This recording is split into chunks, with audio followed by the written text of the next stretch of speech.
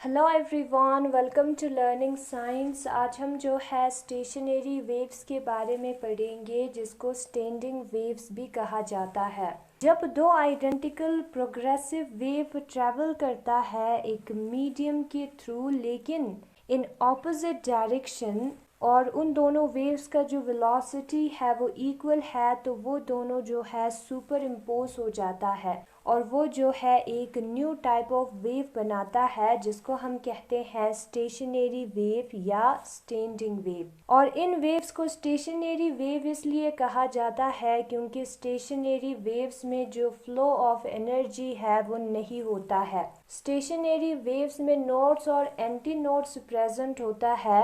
कुछ पॉइंट्स होता है जो कि हाफ वेव लेंथ अपार्ट होगा, यानी कि उन पॉइंट्स के बीच में डिस्टेंस जो है वो λ/2 होगा, और वो पॉइंट्स जो है वो परमानेंटली रेस्ट पे होगा, और उन पॉइंट्स को हम कहते हैं नोड्स। और उसी तरीके से कुछ दूसरे पॉइंट्स होता है जो कि नोड्स के मिड वे में होता है, दो नोड्स के बीच में होता है, और उधर जो डिस्प्लेसमेंट है वो मैक्सिमम होता है, और उसको हम कहते हैं एंटीनोड्स। फिर उसके बाद आता है स्टेशनरी वेव फॉर्मेशन।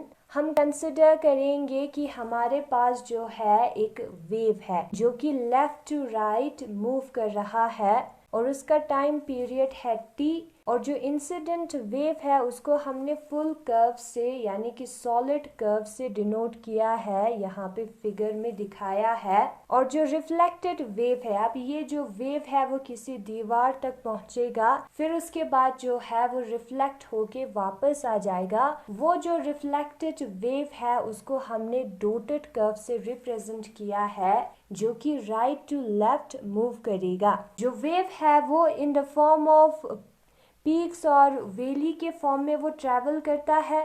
सबसे पहले एक पीक निकलेगा, फिर एक वैली, फिर पीक, फिर वैली, ऐसे निकलता है।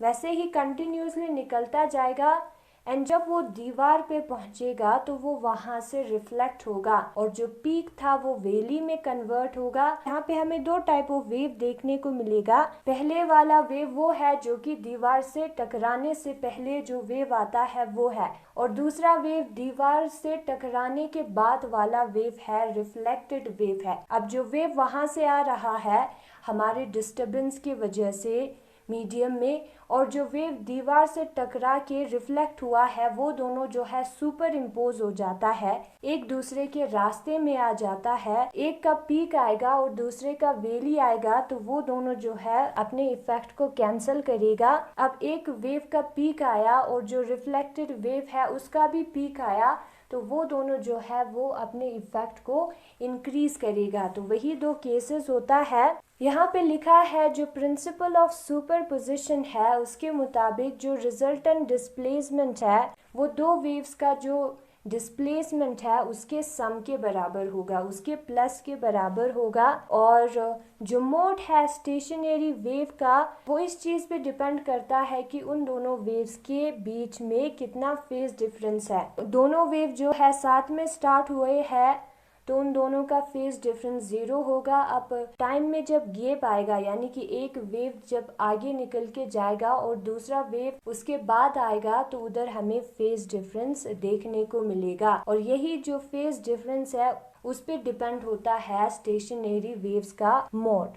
और यहाँ पे जो स्टेशनरी वेव है डिफरेंट इंटरवल्स पे, डिफरेंट टाइम्स पे दिखाया है। सबसे पहले टाइम इंटरवल t जो है वो 0 के बराबर है। अब इधर क्या होगा, जो दो वेव्स है वो ऑपोजिट फेज में मीट करेंगे, उन दोनों में फेज का डिफरेंस कितना होगा, ऑपोजिट होगा, यानी कि एक का क्रस्ट और दूसरे का टर्फ जो है वो आ जाएंगे, कोइंसाइड होगा, एक ही पोजीशन पे आएगा, और जो रिजल्टेंट वेव है वो एक स्ट्रेट लाइन होगा, क्योंकि एक का पीक और दूसरे का वैली ने एक दूसरे के असर को कम किया है, तो रिजल्ट में हमें एक स्ट्रेट लाइन मिलेगा। और ये जो है यहाँ पे फिगर में दिखाया है।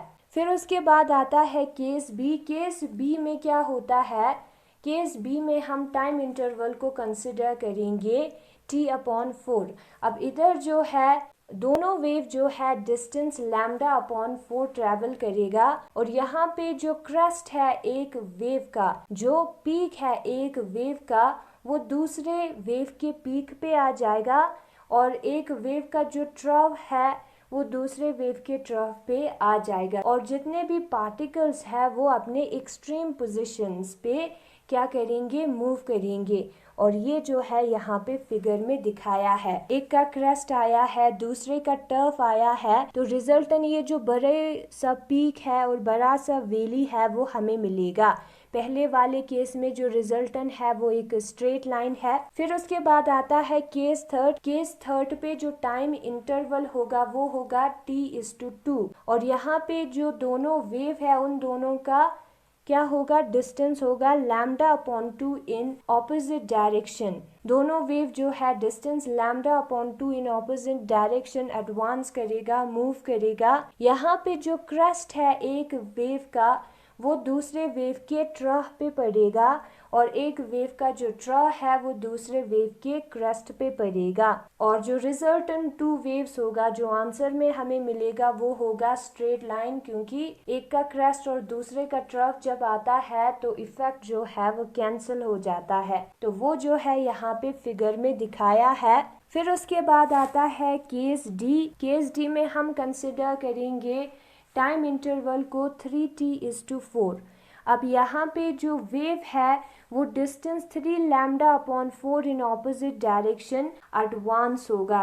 अब इस केस में क्या होगा, जो क्रेस्ट है एक वेव का वो दूसरे वेव के क्रेस्ट पे फॉल होगा और जो ट्रफ है एक वेव का वो दूसरे वेव के ट्रफ पे फॉल होगा और ये जो कंडीशन है वो रिवर्स होगा केस बी का। यहाँ पे हम केस बी देख सकते हैं, उसका उल्टा है और यहाँ पे एक वेव को हमने डॉटेड लाइन से रिप्रेजेंट किया है which is the reflected wave और दूसरा वेव को हमने सॉलिड लाइन से रिप्रेजेंट किया है। यहाँ पे जो एक बिग सा वेव है वो हमारा रिजल्टेंट वेव है और यहाँ पे जितने भी पार्टिकल्स है वो एक्सट्रीम पोजीशन से पास होगा, उनका जो वैल्यूज है वो बहुत ही ज्यादा होगा, यानी कि वो जो डिस्प्लेसमेंट है वो मैक्सिमम देगा रिवर्स डायरेक्शन में। फिर उसके बाद हमारा लास्ट केस है केस ई में क्या होता है, केस ई में हम कंसिडर करते हैं कि जो टाइम इंटरवल है वो t है, तो ये जो है केस ए को रिप्रेजेंट करता है। यहाँ पे वही होगा जो कि केस ए में हुआ है, t=0 पे हुआ है। तो यही था हमारा स्टेशनरी वेव्स या स्टैंडिंग वेव्स। और अगर आपको ये वीडियो पसंद आया तो इस वीडियो को लाइक करें, लर्निंग साइंस को सब्सक्राइब करें। Thank you so much for watching.